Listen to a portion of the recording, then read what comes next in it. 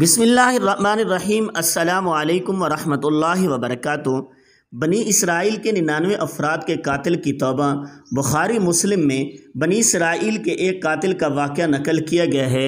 حضور اکرم صلی اللہ علیہ وآلہ وسلم نے اللہ کے ہاں توبہ کی قبولیت سے متعلق صحابہ اکرام رضوان اللہ تعالی علیہم اجمعین کے سامنے بنی اسرائیل کے ایک قاتل کا نہایت خوبصورت اور ایمان افروز واقعہ بیان فرمایا کہ بنی اسرائیل میں ایک شخص چوری ڈکیٹی اور قتل میں بہت مشہور تھا۔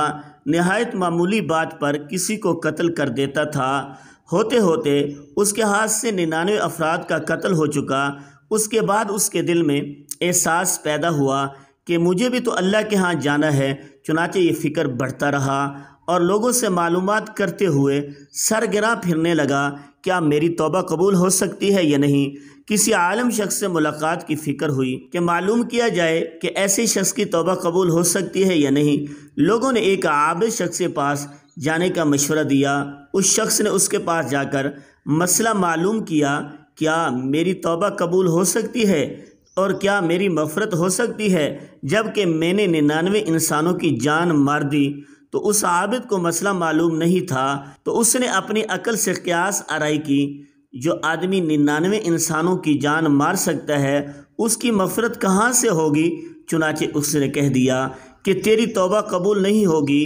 اس شخص نے غصے اور جلال میں آ کر اس کو بھی قتل کر کے 100 پورے کر دیے کہ جب میری توبہ قبول نہیں ہوتی تو لاؤ تجھے بھی ختم کر کے 100 پورے کر دیتا ہوں۔ چنانچہ اس نے 100 پورے کر دیے، مگر اس کے دل میں تردد باقی رہا کہ میری مغفرت کی کوئی شکل ضرور ہوگی۔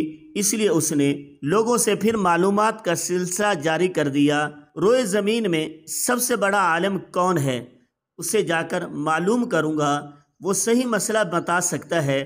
آخر لوگوں نے اس کو بتلایا، فلاں جگہ ایک عالم رہتا ہے، اس سے جا کر معلوم کرو۔ چنانچہ اس نے اس عالم صاحب کے پاس جا کر اپنی زندگی کی کارگزاری سنائی اور 100 آدمیوں کو کس طرح سے قتل کیا سارا کارنامہ سنا کر معلوم کیا کہ اب بتلائیے کہ میری توبہ قبول ہو سکتی ہے یا نہیں۔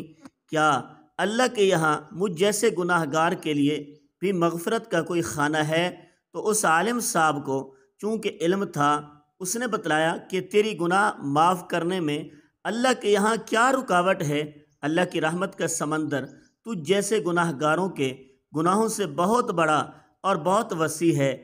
چنانچہ اس عالم صاحب نے مشورہ دیا کہ تم فلاں جگہ سفر کر کے جاؤ، وہاں کچھ اللہ کے بندے رہتے ہیں، ان کا مشغلہ صرف اللہ کی عبادت ہے، ان کے ساتھ مل کر اللہ کی عبادت کرو اور نادم ہو کر اپنے گناہوں کی معافی مانگو، انشاءاللہ تمہاری مغفرت ہو جائے گی۔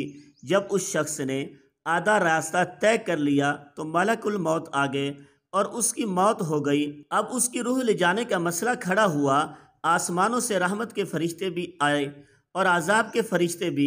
رحمت کے فرشتے کہنے لگے کہ اس کی روح کو لے جانے کا حق ہم کو ہے، اس لیے سچے دل سے ثابت ہو کر عبادت کے لیے جا رہا تھا۔ اور عذاب کے فرشتے کہنے لگے اس کی روح لے جانے کا ہم کو حق ہے، اس لیے کہ اس شخص نے کبھی کوئی نیک کام نہیں کیا، پوری زندگی معصیت میں گوا دی۔ اسی دوران آسمانوں سے آدمی کی شکل میں ایک فرشتہ آیا۔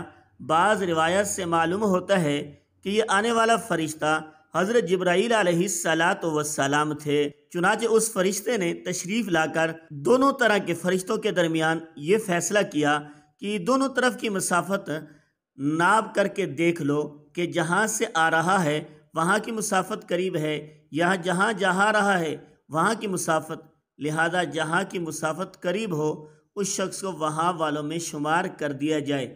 چنانچہ دونوں طرف کی زمین ناپ کر دیکھی گئی، جہاں جا رہا تھا وہاں کی مسافت اور جہاں سے آ رہا تھا اس کے مقابلے میں صرف ایک بالش قریب ہے۔ چنانچہ فیصلہ ہوا کہ مقام معصیت سے مقام عبادت صرف ایک بالش قریب ہے، اس لیے رحمت کے فرشتوں کو اس کی روح لے جانے کا حق ہوگا۔ چنانچہ اللہ کی طرف سے اس کی مغفرت کا اعلان ہو گیا۔